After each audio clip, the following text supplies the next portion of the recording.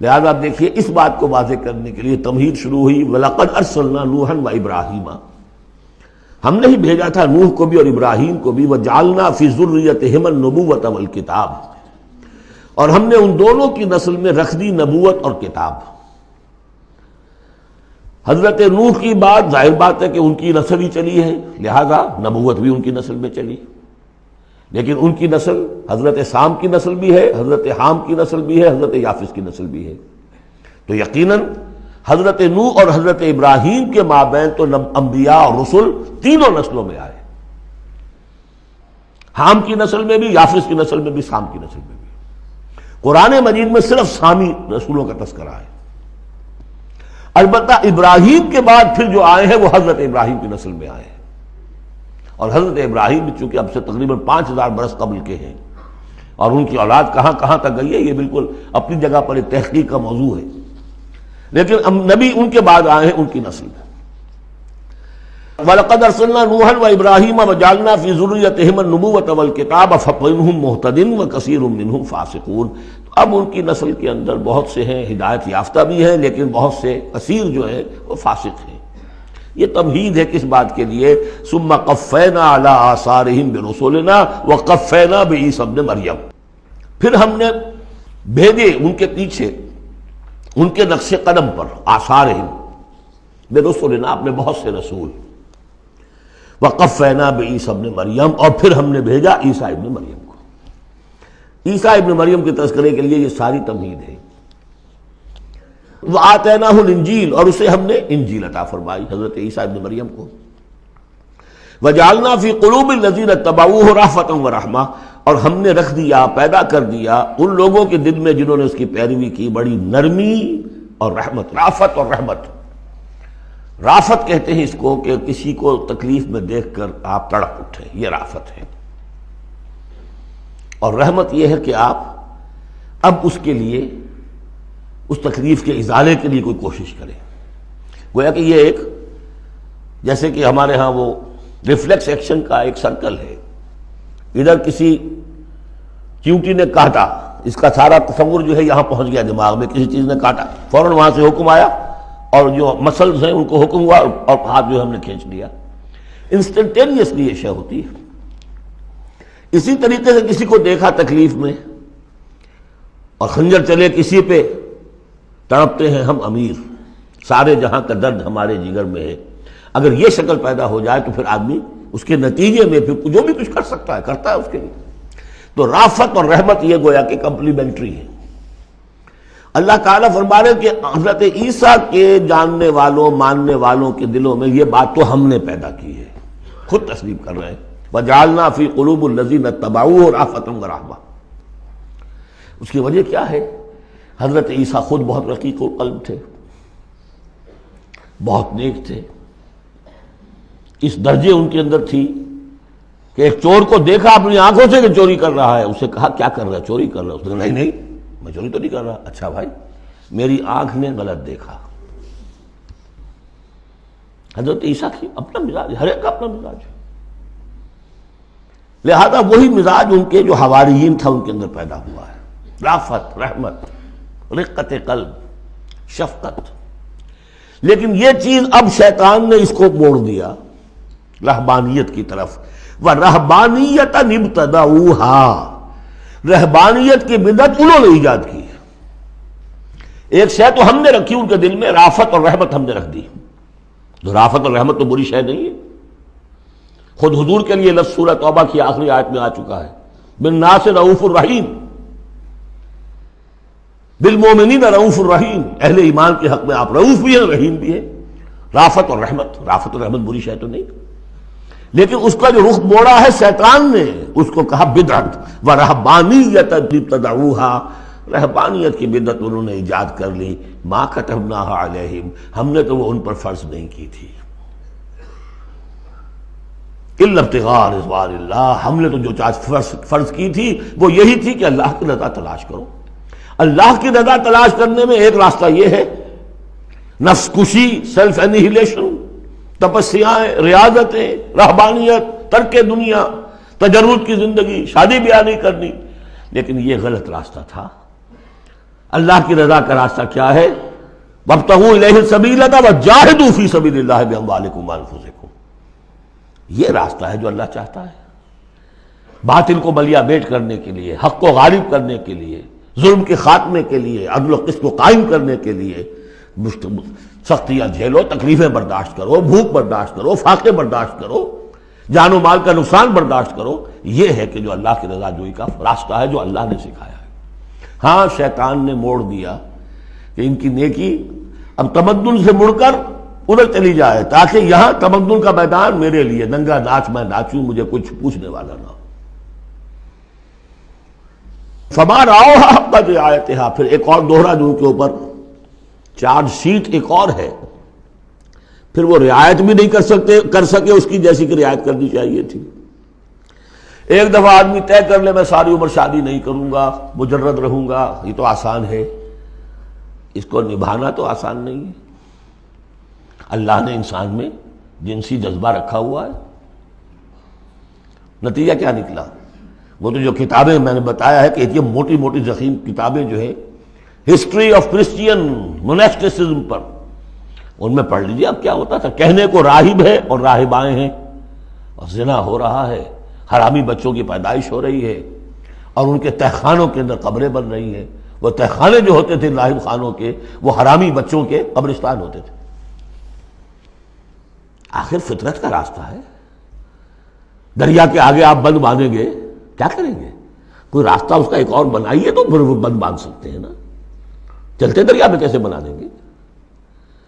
وہ اسلام نے راستہ دیا ہے، حلال راستہ ہے، جائز راستہ ہے، شادی کرو، اپنے جنسی جذبے کی تسکین کا سیدھا سامان جو ہے وہ تمہارے لیے موجود ہے۔ جہاں وہاں قدغن آ جائے گی حرام خوری ہوگی، پانی کے آگے بہاؤ کرے تو پانی کہیں نہ کہیں سے راستہ نکال لے گا، یہی ہوا۔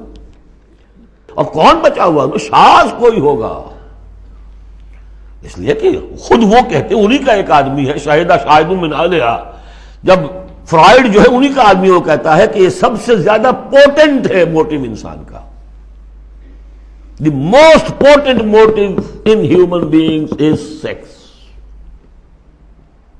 حالانکہ غلط ہے یہ، مغربی حکماء کے میں سے کسی کی نظر کہیں جم گئی، کسی کا کہیں جم گئی۔ مارکس کو پیٹ نظر آیا، معاشی جذبہ جو ہے انسان کا، اس کو سیکس نظر آیا، ایڈلر کو دی ارج ٹو ڈومینیٹ، تفوق، حب تفوق۔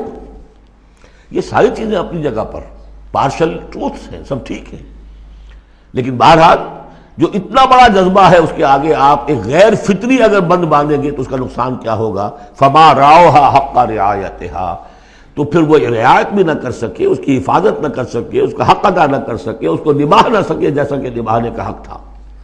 فآتینا الذین آمنوا منہم اجرہم، تو ان میں سے جو لوگ ایمان لے آئے، یعنی یہ کہ جو بھی مسلمان ہو گئے، یہ بھی مانی ہے، یا اپنے اپنے زمانے میں حضور صلی اللہ علیہ وسلم سے کی بعثت سے پہلے جو لوگ بھی تھے صاحب ایمان ان میں، ان کے لیے ان کا اجر ہے۔ وَكَثِيرٌ مِّنْهُمْ فَاسِقُونَ، لیکن ان کی بھی اب اکثریت جو ہے فاسقوں پر مشتمل ہے۔ یا ایھا الذین آمنوا اتقوا اللہ وآمنوا برسولہ، اس کے دو مفہوم ہیں، ایک تو یا ایھا الذین آمنوا اہل ایمان، مسلمانوں سے خطاب ہے، اہل ایمان اللہ کا تقوی اختیار کرو اور اللہ کے رسول پر ایمان کو پختہ کرو۔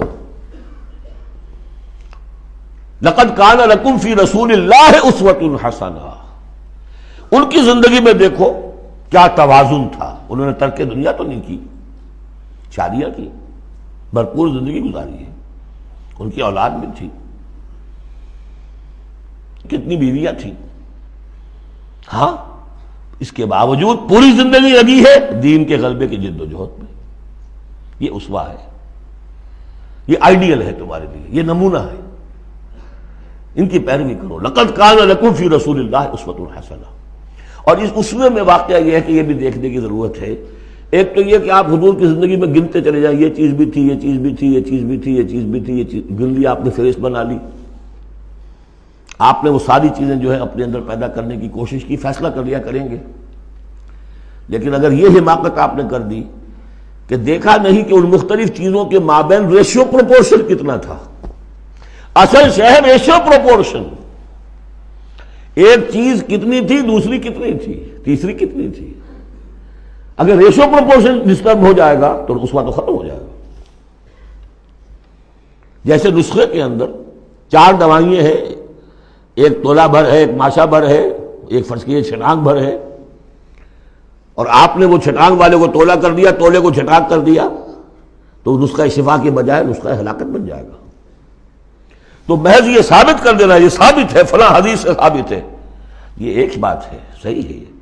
لیکن یہ دیکھیے کہ حضور کا مجموعی جو طرز عمل ہے، آپ کا جو رویہ ہے، زندگی جو آپ نے گزاری ہے، اس میں ٹائم ایلوکیشن کیا تھا، اس میں ریسورسز کی ایلوکیشن کدھر تھی، اس میں اب پرائرٹیز کس کو تھی، کیا چیز جو تھی وہ پرائمری تھی، کیا سیکنڈری تھی. اگر یہ چیزیں بھی ملحوظ نہ رکھی گئیں تو رسوا نہیں رہے گا، وہ کچھ اور بن جائے گا. لہذا یہاں زور جو ہے وہ آمنوا برسولہ. اور ایک بات یہ ہے کہ یہاں پر اہل کتاب کو بھی خطاب کیا جا رہا ہے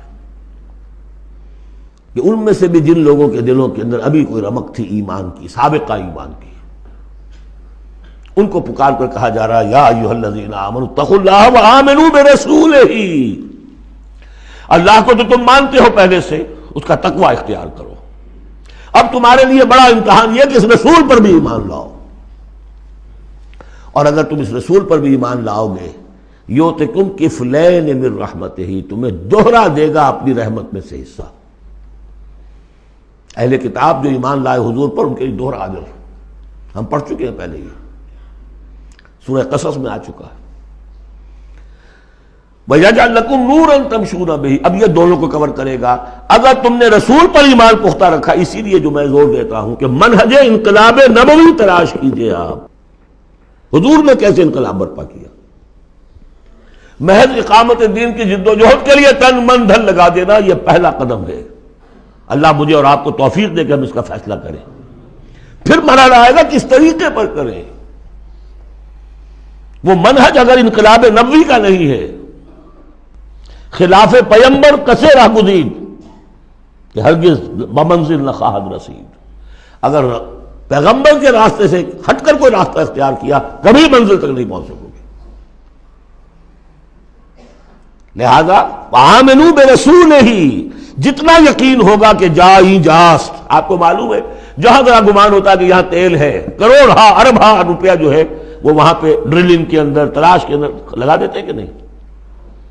یقین ہو کہ جائیں جاست. اصل شے ہے سیرت محمدی صلی اللہ علیہ وسلم، اصل شے ہے طریق محمدی صلی اللہ علیہ وسلم، منہج و منہاج محمدی صلی اللہ علیہ وسلم. وَلِكُلٍّ جَعَلْنَا مِنْكُمْ شِرْعَةً وَمِنْهَاجًا. ہم نے تم میں سے سب کے لیے علیحدہ علیحدہ شریعتیں، علیحدہ علیحدہ منہاج بنائے ہیں. منہاج محمدی کیا ہے؟ اس کو تلاش کرو اور اس کو اختیار کرو. یا ایھا الذین آمنوا اتقوا اللہ وآمنوا برسولہ یؤتکم کفلین من رحمتہ ویجعل لکم نورا تمشون بہ ویغفر لکم واللہ غفور رحیم. اور بخش دے گا. پھر اس راستے پر آدمی چل پڑے، رخ سیدھا کر لے، بحیثیت مجموعی زندگی صحیح رخ پر آ گئی تو خطا تو ہو جائے گی کبھی نہ کبھی، کہیں پاؤں پھسل جاتا ہے آدمی کا، اٹھتا ہے توبہ کرتا ہے. انما التوبۃ علی اللہ للذین آمنوا للذین یعملون السوء بجہالۃ ثم یتوبون من قریب واللہ غفور الرحیم. اللہ جو ہے وہ غفور الرحیم ہے. تو میں نے جو اس آیت کا مفہوم بیان کیا آپ کے سامنے کہ اس میں خطاب کا رخ جو ہے اہل کتاب کی طرف بھی ہے، اس سے اگلی آیت جو ہے بہت کھل جاتی ہے. لئلا یعلم اہل الکتاب الا یقدرون علی شیء من فضل اللہ. جن کے سامنے یہ پہلو نہیں آیا اس آیت میں، انہیں یہاں کہنا پڑا کہ یہاں اللہ میں لا زائد ہے، مراد لکے لا یعلم. اگر تو وہ آیت صرف مسلمانوں سے خطاب کر رہی ہے تو انہوں نے ترجمہ کیا تاکہ اہل کتاب کو اچھی طرح معلوم ہو جائے کہ اب انہیں کوئی قدرت حاصل نہیں ہے اللہ کے فضل پر، کوئی حصہ حاصل نہیں کر سکتے اللہ کے فضل میں سے. میں نے جو دوسرا رخ بیان کیا ہے اس سے سمجھیے تاکہ نہ سمجھے اہل کتاب کہ اب ان کے لیے اللہ کے فضل کے حصول کا کوئی راستہ نہیں رہا. راستہ ہے، اب بھی ہے، کھلا ہے. آؤ محمد کے قدموں میں آؤ، آؤ قرآن کی طرف آؤ. جیسے سورہ بنی اسرائیل میں ہم نے پڑھا تھا عسیٰ ربکم ان یرحمکم وان عدتم عدلا وجعلنا جہنم للکافرین حصیرا. اب بھی تمہارا رب تم پر رحمت کرنے کے لیے تیار ہے. تم تھے لاڈلے تھے، اس میں کوئی شک نہیں، اب تم راضِ درگاہ ہو گئے ہو اپنے طرز عمل کی وجہ سے، اپنے کردار کی وجہ سے، لیکن اب بھی تمہارا رب تم پر رحمت فرمانے کے لیے آمادہ ہے۔ عسیٰ ربکم ان یرحمکم وان عدتم عدنا۔ اور اگلی آیت کیا ہے؟ ان ھذا القرآن یہدی للتی ہی اقوم۔ رحمت خداوندی کا شاہ درا اب یہ قرآن ہے، یہاں سے داخل ہو۔ یہاں بھی وہی فرمایا جا رہا ہے، اب بھی فضل کا راستہ کھلا ہے تمہارے لیے، اللہ کا فضل جو ہے ابھی کھلا ہے، آؤ لئلا یعلم اہل الکتاب، تاکہ نہ یہ سمجھیں اہل کتاب اللہ یقدرون علی شیء من فضل اللہ، کہ اب تو فضل اللہ کے فضل میں سے ان کے لیے کچھ بھی حاصل کرنا ممکن نہیں۔ وَأَنَّ الْفَضْلَ بِيَدِ اللَّهِ يُؤْتِيهِ مَن يَشَاءُ، فضل اللہ کے ہاتھ میں ہے، وہ جس کو چاہتا ہے دیتا ہے۔ وَاللَّهُ ذُو الْفَضْلِ الْعَظِيمِ، اور اللہ بہت بڑے فضل والا ہے۔ سورۃ المجادلہ، یہاں پہ ایک نوٹ کر لیجئے کہ ان میں مسبحات کی ترتیب اس طرح ہے، ایک مسبحات میں سے ام المسبحات سورہ حدید، پھر ایک ہے بغیر مسبح تسبیح کے، پھر ایک صورت آئے گی پھر مسبحات میں سے سورہ حشر، پھر ممتحنہ آ جائے گی بغیر تسبیح کے، پھر ان 10 صورتوں کے اندر جو اہم ترین جوڑا ہے مرکز ان کا، وہ سورہ صف اور سورہ جمعہ دونوں مسبحات سے شروع ہوں گی، پھر ایک خالی، پھر مسبحات میں سے تغابن، پھر دونوں ایک جوڑا ہے کہ جو بغیر مسبحات کے ہیں، سورہ طلاق اور سورہ تحریم۔ مرکز کیا ہے ان کا 10 میں سے؟ 4 ادھر 4 ادھر، درمیان میں سورہ صف، سورہ جمعہ۔ یہ سورہ مبارکہ جو ہے، اب اس کا اصل مضمون کیا ہے وہ پہلے سمجھ لیجئے، پھر ہم شروع کرتے ہیں۔ اس میں شروع میں تو ایک ضمنی طور پر سمجھیے، معاشرتی معاملات میں سے، آئلی قوانین میں سے خاص بات ہے جس کے لیے یہاں 4 آیتیں غالباً آئی ہیں۔ اس کے بعد جو سورہ حدید کا مرکزی مضمون تھا، اللہ کا دیا ہوا نظام عدل و قسط قائم کرنا، اب ظاہر بات ہے کہ اس کی جد و جہد کے لیے ایک حزب اللہ درکار ہے۔ ایک آدمی تو یہ کام نہیں کر سکتا، ایک آدمی کر سکتا تو حضرت موسیٰ علیہ السلام پر وہ حسرت کیوں طاری ہوتی ہے جب پوری قوم نے جواب دے دیا تھا فَاذْهَبْ أَنْتَ وَرَبُّكَ فَقَاتِلَا إِنَّا هَاهُنَا قَاعِدُونَ۔ ایک نہیں 4 تھے، وہ حضرت موسیٰ بھی تھے، حضرت ہارون بھی تھے۔ رب انی لا املک الا نفسی واخی فافرق بیننا وبین القوم الفاسقین، یاد ہے یا نہیں؟ پھر 2 اور تھے،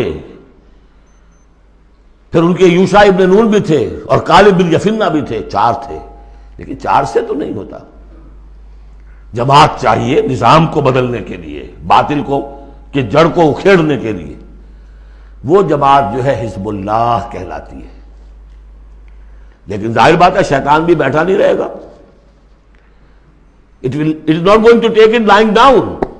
ٹھیک ہے، آپ کو واک اوور دے دے گا، جائیے جی آپ چلا اپنا دین حق قائم کر لیجئے، شیطان اور شیطان کا لاؤ لشکر، اس کے چیلے چانٹے، اس کے ایجنٹ، وہ ہیں حزب الشیطان۔ اس سورہ مبارکہ میں اب حزب اللہ اور حزب الشیطان کا تقابل آئے گا، اور حزب اللہ کے کارکنوں کو کچھ ہدایات دی جا رہی ہیں کہ یہ شیطان تمہارے اندر بھی رخنے پیدا کرنا چاہتا ہے، کس طریقے سے اس کو روکو۔ جیسے سورہ حجرات میں ہم نے دیکھا، تمسخر ایک دوسرے کا نہ کرو، ایک دوسرے کی غیبت نہ کرو، سوء ظن سے کام نہ لو، وہ یاد ہے، کسی کے نام چڑھانے والے نہ رکھ لو، وہ ساری ہدایات۔ کسی افواہ کے اوپر فوراً اقدام نہ کر لو، اگر کوئی فاسق کوئی خبر لے کر آئے تحقیق کرو پھر کوئی اقدام کرو۔ یہ ساری ہدایت کس لیے؟ آج 2 مسلمان لڑ پڑے تو صلح کراؤ، تاکہ وہ حزب اللہ مضبوط رہے، مستحکم رہے۔ یہ نیکی کی قوت ہے، نیکی کی طاقت ہے، یہ طاقت مضبوط ہوگی تو نیکی کے لیے امکان ہوگا کہ اس کا غلبہ ہو، اور وہ قوت جو ہے نیکی کی حامل قوت، وہ اگر کمزور ہو گئی تو پھر جو باطل ہے وہ ڈنکا بجائے گا۔ یہ ہے اس سورہ مبارکہ کا مضمون۔